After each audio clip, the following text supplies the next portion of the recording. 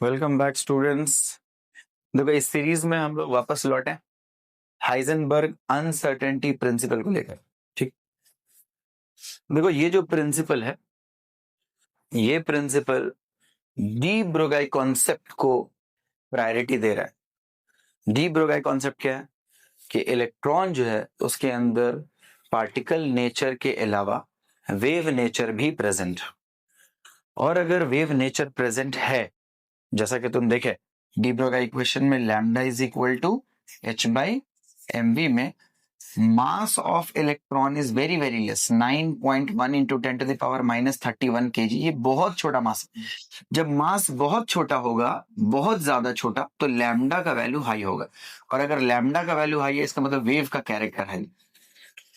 तो हाइजेनबर्ग क्या मान रहा है कि देखो, आप पार्टिकल मानोगे अगर इलेक्ट्रॉन को, तब तो आप उसका एग्जैक्ट पोजीशन और उसका मोमेंटम ये सब कुछ इजीली बता सकते हो, और कैलकुलेट करके दिखा भी दिया। वेलोसिटी कैलकुलेट करके दिखा दिया नील बोर। ठीक है, एग्जैक्ट वेलोसिटी मतलब अब मास से मल्टीप्लाई कर देंगे तो मोमेंटम भी पता चल जाएगा। ठीक है, तो इतना सर्टेनिटी के साथ हम लोग थियोरेटिकली बोर का कॉन्सेप्ट में इलेक्ट्रॉन का पोजीशन और इलेक्ट्रॉन का मोमेंटम को कैलकुलेट कर सकते हैं। बट अगर हम लोग ये माने कि पार्टिकल के अलावा उसके अंदर वेव का कैरेक्टर भी प्रेजेंट, तो एक वेव वो तो एक पर्टिकुलर रीजन के अंदर स्प्रेडेड आउट हो। वो तो कोई वो ऐसा गोल गोल नहीं घूम रहा, बल्कि वो स्प्रेडेड आउट है। तो उसका एग्जैक्ट लोकेशन बताना और एग्जैक्ट वेलोसिटी बताना या मोमेंटम बताना, इट्स नेक्स्ट टू इम्पॉसिबल, क्योंकि उसके अंदर वेव का कैरेक्टर हम दिखाते भी है कि ये हम क्यों बोल रहे हैं नाउ। तो उसका स्टेटमेंट अगर हम लोग देखें, हाइजेनबर्ग का स्टेटमेंट क्या है कि साइमल्टेनियसली अगर हम लोग को इलेक्ट्रॉन का पोजीशन और उसका मोमेंटम कैलकुलेट करना पड़े सर्टेनिटी के साथ, तो ये इम्पॉसिबल है, ये हम नहीं कर सकते, ये निकालना पॉसिबल ही नहीं है। क्यों? क्योंकि उसके अंदर वेव का नेचर है, वो कोई कार बस मोटर बाइक जैसा पार्टिकल नेचर वाला चीज नहीं, बल्कि वेव का कैरेक्टर हम नहीं निकाल सकते। ठीक है, अगर हम उसका एग्जैक्ट पोजीशन नहीं निकाल सकते और एग्जैक्ट मोमेंटम नहीं निकाल सकते, तो कुछ ना कुछ अनसर्टेनिटी का वैल्यू होगा ही। तो पोजीशन का अनसर्टेनिटी को क्या मानते हैं हम लोग? डेल एक्स, कि डेल एक्स पार्ट जो है वो हम अनसर्टेन है, किसमें? पोजीशन में, into del p uncertainty in momentum, इन दोनों का प्रोडक्ट अनसर्टेनिटी प्रोडक्ट बोलते हैं इसको, that is greater than equal to H by 4 pi. ये मैथमेटिकल एक्सप्रेशन है हाइजेनबर्ग अनसर्टेनिटी प्रिंसिपल। ठीक है, अभी हम एक्सप्लेन करते हैं कैसे। देखो, एक चीज तुम सोचो कि अगर हमको ये कैलकुलेट करना पड़ जाए एक्सपेरिमेंटली, तो मान लो ये है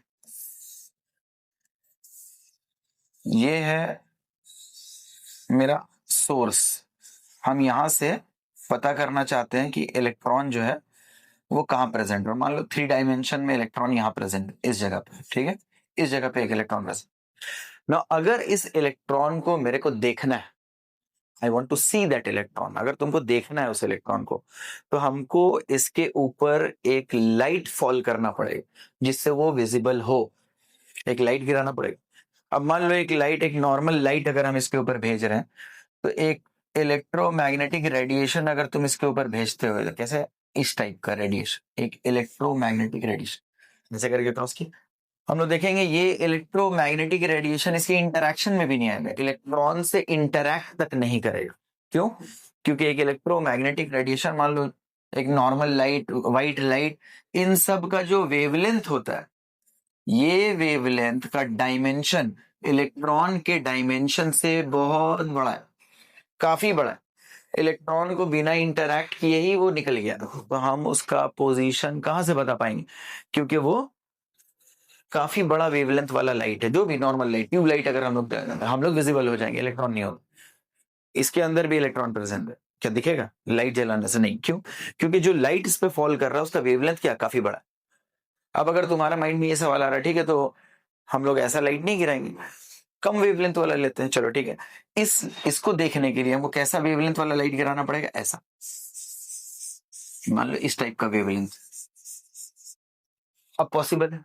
तुम बोलोगे हाँ अब तो पॉसिबल है क्योंकि छोटा वेवलेंथ फॉल कर रहे हैं तो पॉसिबल। चलो ठीक है, तो एक फॉर्मूला हम लोग पढ़े, E is equal to hc by lambda. अगर वेवलेंथ को बहुत छोटा कर दें हम लोग, वेरी वेरी स्मॉल वेवलेंथ हो जाए बहुत छोटा, तो energy will be very very high. अब हाईली एनर्जेटिक रेडिएशन अगर इसके ऊपर फॉल करेगा तो ये इलेक्ट्रॉन उस पोजीशन पे प्रेजेंट ही नहीं रहेगा, वो अपना पोजीशन को एब्रप्टली चेंज कर देगा। तो जो पोजीशन अगर हम फिक्स किए हैं कि हम यहां से ये वाला पोजीशन अगर फिक्स किए, अगर हम इसको देखना चाहते हैं तो हम लोग देखेंगे ऑल ऑफ सडन इसका वेलोसिटी में चेंज होगा, मोमेंटम बदल जाए। पोजीशन की तरफ सर्टेनिटी अगर ट्राई करते हैं करने का तो फिर उसका जो वेलोसिटी है यानी मोमेंटम है वो पूरा का पूरा चेंज हो जाए। और अगर हम लोग ये सोचेंगे कि ठीक है इसका जो वेलोसिटी है या मोमेंटम है उसको कैलकुलेट करेंगे, तो फिर उसको इतना हाई एनर्जेटिक रेडिएशन नहीं गिराना पड़ेगा ताकि ये चेंज ना हो। और अगर हम लो एनर्जी फॉल करते हैं इसके ऊपर तो फिर उसका लैम्डा काफी बड़ा होगा, वो उसे इंटरैक्ट ही नहीं करेगा और निकल जाएगा, तो फिर वो दिखेगा नहीं। तो अगर तुम चाह रहे हो कि हम सर्टेनिटी डेलेक्स में करें तो डेल भी अनसर्टेन हो जाए, और अगर डेल भी में सर्टेनिटी चाहते हो तो फिर डेलेक्स जो है वो अनसर्टेन हो जाएगा। इसको हम लोग ऐसे भी समझ सकते हैं, मान लो del x into del P greater than equal to क्या लिखे हम लोग, एच बाई 4 पाई। ठीक है, अगर कोई डेलेक्स को कोशिश करे कि इसका एग्जैक्ट जो अनसर्टेनिटी उसको खत्म कर दे, तो ये कब अनसर्टेन नहीं होगा, जब इसका वैल्यू 0 हो जाए। डेल एक्स का वैल्यू 0 कर दो, देयर इज नो अनसर्टेनिटी, मतलब हम 100% सर्टेन हो गए। तो जैसे ये 0 होगा, तुमको पता है ना कि del P greater than equal to H by 4 pi into क्या हो जाएगा 0। ये पूरा term del P greater than equal to infinity. यानी अगर हम कोशिश कर ले कि किसी एक टर्म को क्या करें सर्टेन, तो दूसरा का अनसर्टेनिटी इनफाइनाइट लेवल पे चला जाए। इसका ये मतलब है कि हाइजेनबर्ग तुमको क्लियर कर दिया कि आप एक साथ इन दोनों का सर्टेनिटी के साथ वैल्यू कैलकुलेट नहीं कर सकते, ये पॉसिबल नहीं कर सकते सर्टेनिटी के साथ कैलकुलेट। क्लियर हो गया ये बात? इससे एक और बात क्लियर हो कि नील बोर जो माना था कि एक इलेक्ट्रॉन जो है वो ऑर्बिट के अंदर सर्कुलर पाथ में घूम रहा है, हाइजेनबर्ग इसके ठीक ऑपोजिट बात कर रहा है कि एक इलेक्ट्रॉन इस तरीके से सर्टेनिटी के साथ एक पर्टिकुलर पाथ के अंदर घूम रहा है। ये बात बिल्कुल गलत है, बिल्कुल ही गलत है। बल्कि वो बोल रहा है कि इलेक्ट्रॉन वेव कैरेक्टर रखता है, और वेव कैरेक्टर के साथ तुम ये कह ही नहीं सकते कि इलेक्ट्रॉन यहाँ प्रेजेंट है। वेव कैरेक्टर में हम लोग क्या कह सकते हैं कि इलेक्ट्रॉन का यहाँ प्रेजेंट होने का प्रोबेबिलिटी ज्यादा है, चांसेस ज्यादा है। हम सर्टेनिटी का बात नहीं कर सकते, प्रोबेबिलिटी का बात करेंगे यहाँ पर। और यहीं से जो क्वांटम मॉडल है उसके अंदर एक बड़ा परिवर्तन और चेंज आए। ठीक है, एक बहुत बड़ा रेवोल्यूशनरी चेंज है यहाँ पर, जहां हम लोग ऑर्बिट का कॉन्सेप्ट को खत्म किए और बोले कि आप सर्टेनिटी से हटो, एक ट्रेजेक्टरी जो होता है एक पाथ उससे हटो, प्रोबेबिलिटी पे बात करो कि इलेक्ट्रॉन का 1 डायमेंशन में कहाँ होने का चांसेस ज्यादा है, 2 डायमेंशन में कहाँ होने का ज्यादा चांसेस, 3 डायमेंशन में कहाँ ज्यादा होने का चांसेस है। और इसको आने वाला वीडियोस में हम लोग सीक्वेंस वाइज कवर भी करेंगे। ठीक है, इतना दूर क्लियर हुआ ये बात? जब भी न्यूमेरिकल बनाना होगा हम लोग को तो ग्रेटर देन इक्वल टू में सिर्फ इक्वल टू का साइन लेंगे और सम बनाएंगे। ठीक है, ग्रेटर देन का साइन जो है वो रिमूव कर देंगे। नाउ अब देखो यहाँ पर एक और चीज है, इसको रब कर रहे हैं, ध्यान से देखो वो।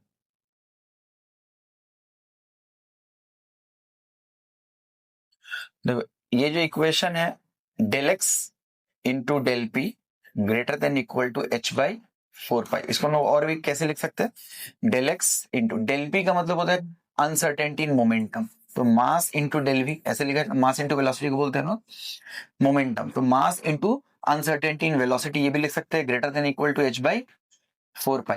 मास कांस्टेंट है नीचे कर दो, so del X into del V greater than equal to H by 4 pi M. ये भी एक इक्वेशन, ये भी एक इक्वेशन, ये भी हाइजेनबर्ग अनसर्टेनिटी का इक्वेशन, इसका नाम दे दो इक्वेशन नंबर 1, इसका नाम दे दो इक्वेशन नंबर 2। ठीक है, जब भी सम बनाएंगे हम लोग इक्वल टू का साइन लेके बनाएंगे। चलो एक बार जेईई मेंस का पेपर में एक बार क्या दिया था, सिर्फ आइडेंटिफाई करने दिया था कि which one among these is Heisenberg uncertainty principal. But ना तो ये इक्वेशन प्रेजेंट था, ना ही ये इक्वेशन प्रेजेंट था। इक्वेशन बिल्कुल डिफरेंट प्रेजेंट है। ठीक है, हम दिखाते हैं तुमको वो क्या है। इसको रब कर रहे हैं, ठीक है।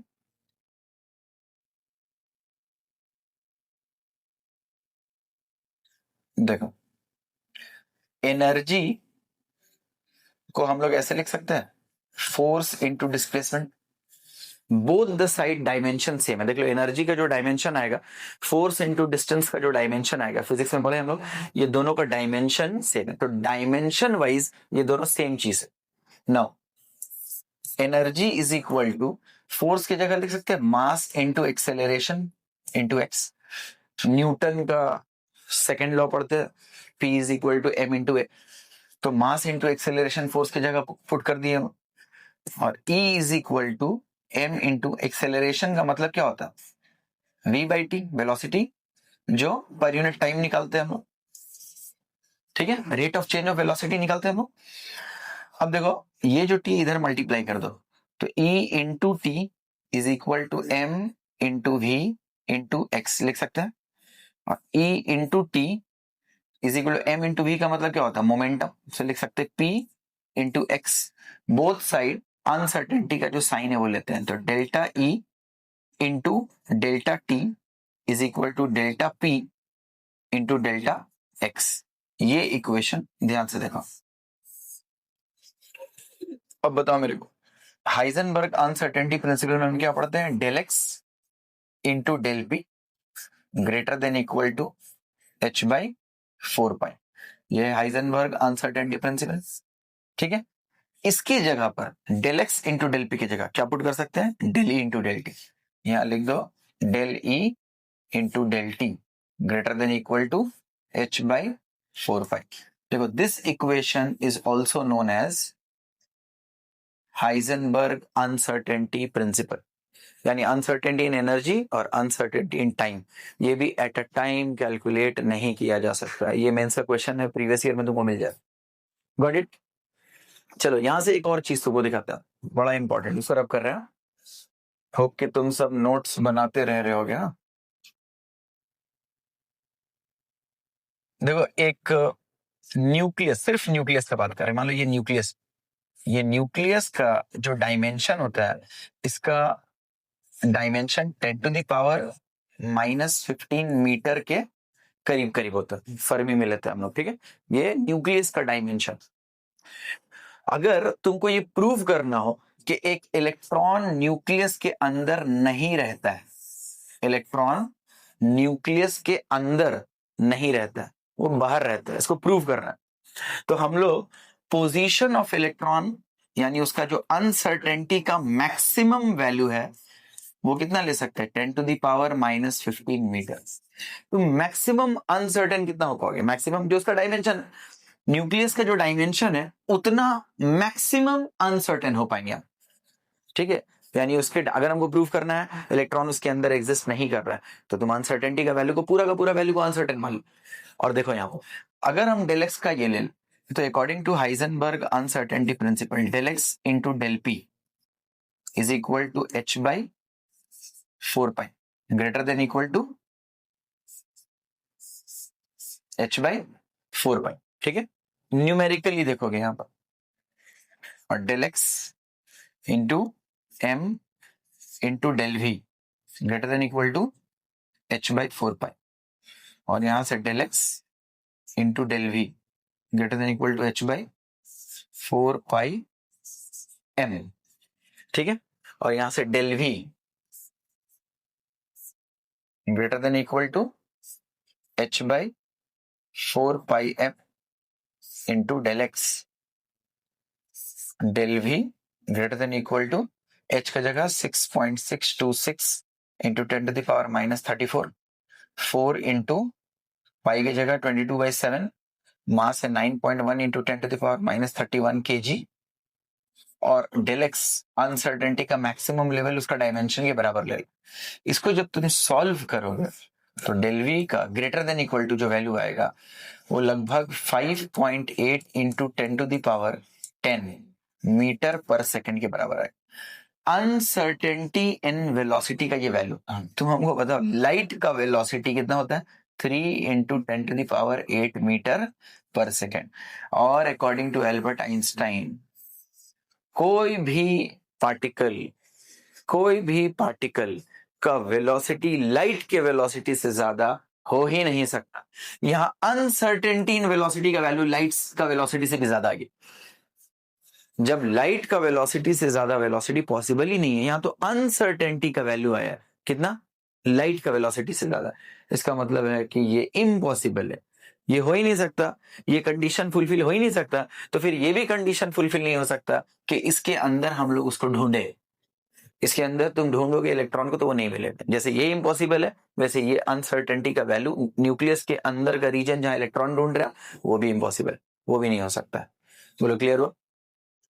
चलो देखो ये क्वेश्चन है, if uncertainty in position of an electron is same as the uncertainty in position of helium atom and if uncertainty in momentum of electron का वैल्यू गिवन है, बोला find uncertainty in momentum of helium atom. बड़ा easy question है, एक बार try करो, try करके इसका answer comment box में लिखो। एक बहुत अच्छा क्वेश्चन है, अगर तुम एनसीईआरटी फॉलो कर रहे हो तो NCERT class 11 part 1 chapter 2 exercise का क्वेश्चन नंबर 61। एनसीईआरटी बुक में ऐसा लिखा होगा 2.61, 2 का मतलब सेकेंड चैप्टर का 61 number question. This is a very very important question board examination के लिए, बोर्ड के लिए बहुत अच्छा क्वेश्चन।